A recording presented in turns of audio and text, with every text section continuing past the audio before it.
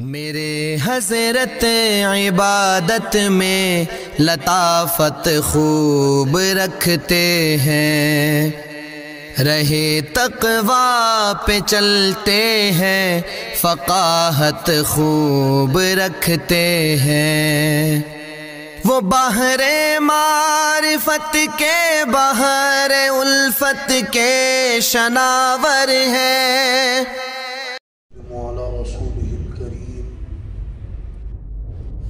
من يومنا هذا إلى يوم الدين، أما بعد فأعوذ بالله من الشيطان الرجيم، بسم الله الرحمن الرحيم۔ وَلَقَدْ نَادَانَا نُوحٌ فَلَنِعْمَ الْمُجِيبُونَ۔ یہاں سے حضرت نوح علیہ السلام کا مختصر سا تعارف ہو رہا ہے۔ فرمایا البتہ تحقیق نادانا نوح، پکارا ہمیں نوح علیہ السلام نے، نوح نے ہمیں پکارا۔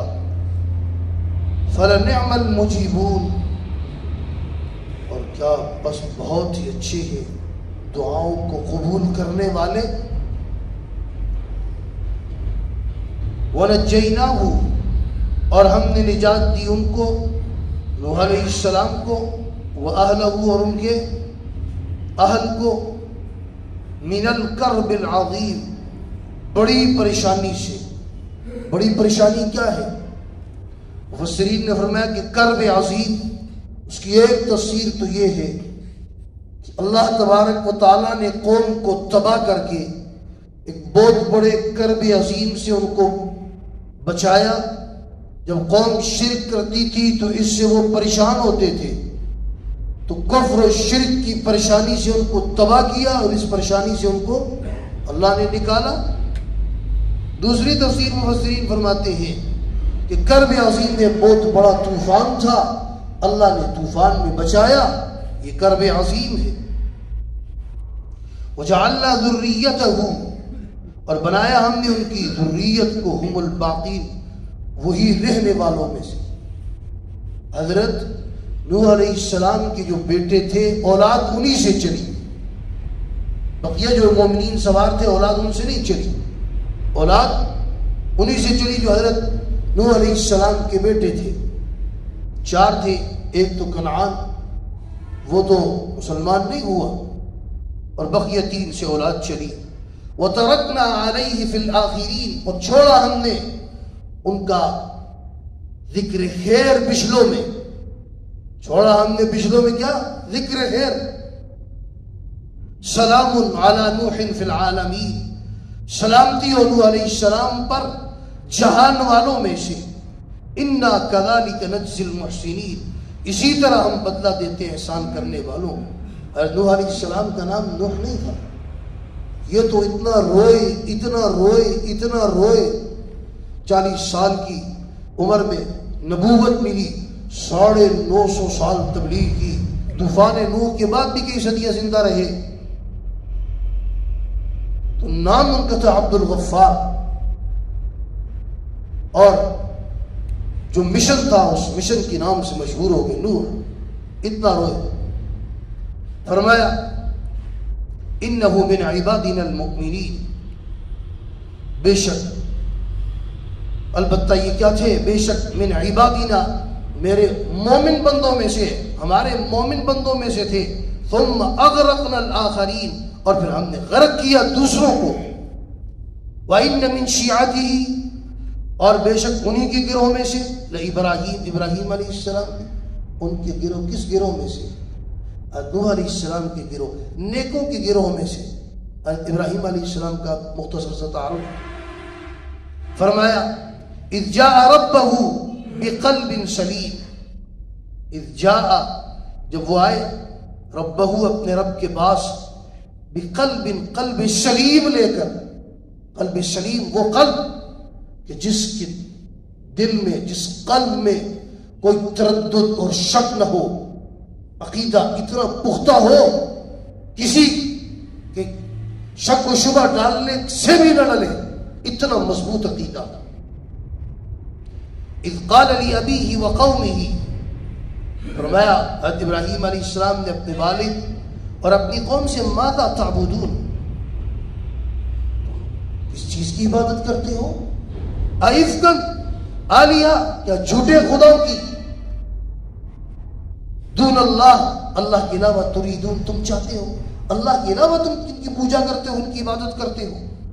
فما ظنکم برب العالمین، کہا تمہارا خیال ہے رب العالمین کے بارے میں؟ فنظر نظرۃ فی النجوم، انہوں نے ایک نظر ڈالی، ایک نگاہ ڈالی ستاروں پر اور کہا انی سقیم، ستاروں کو دیکھ کر کیوں کہا انی سقیم؟ قوم بت پرست بھی تھی اور کواکب پرست بھی تھی، اس کے اندر بت پرستی بھی تھی، ستارہ پرستی بھی تھی، کہا انی سقیم، میں بیمار ہوں۔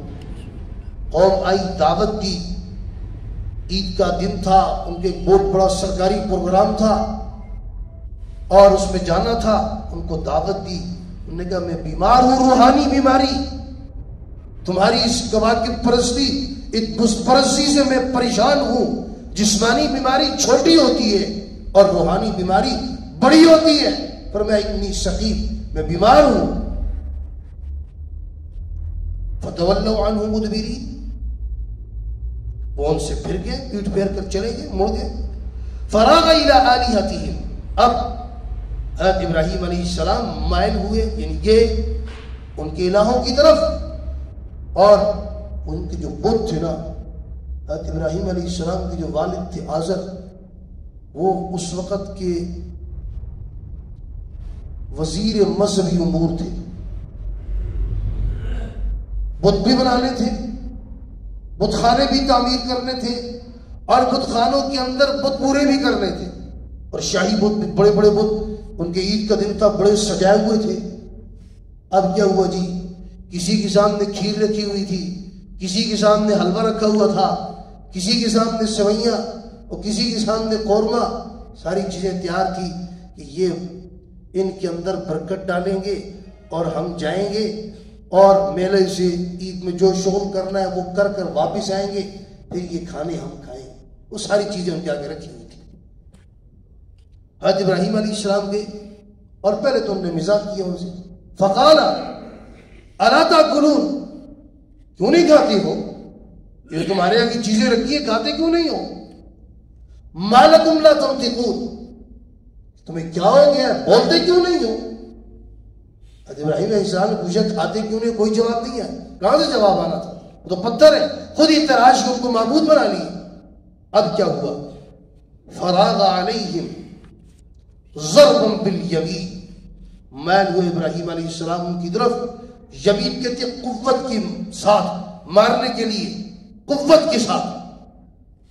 فاقبلوا الیہ یصفون، ان کی طرف متوجہ ہوئے، دوڑتے ہوئے۔ قال اتعبدون ما تنحتون، یہ دوسری جگہ واقعہ ہے، آپ نے ان کو فجعلهم جذاذا الا كبيرا لهم لعلهم الیہ یرجعون، ٹکڑے ٹکڑے کر دیا آپ نے، ایک کو چھوڑ دیا، شاید ان کو عقل آئے، جب واپس آئے تو انہوں نے دیکھا یہ کیا ہوا۔ حضرت ابراہیم علیہ السلام سے پوچھنے فرمایا وہ بڑے سے پوچھو جا کے، وہ تو بولتے ہی نہیں، آپ کو پتہ نہیں ہے، وہ تو باتیں نہیں کرتے، وہ تو سمجھتے نہیں ہیں، تحفے جو بول نہیں سکتے، کھا نہیں سکتے، سمجھ نہیں سکتے، اپنی عبادت نہیں کر سکتے، تمہیں کیا دیں گے؟ قال اتعبدون ما تنحتون، کیا تم عبادت کرتے ہو جن کو تم خود تراشتے ہو؟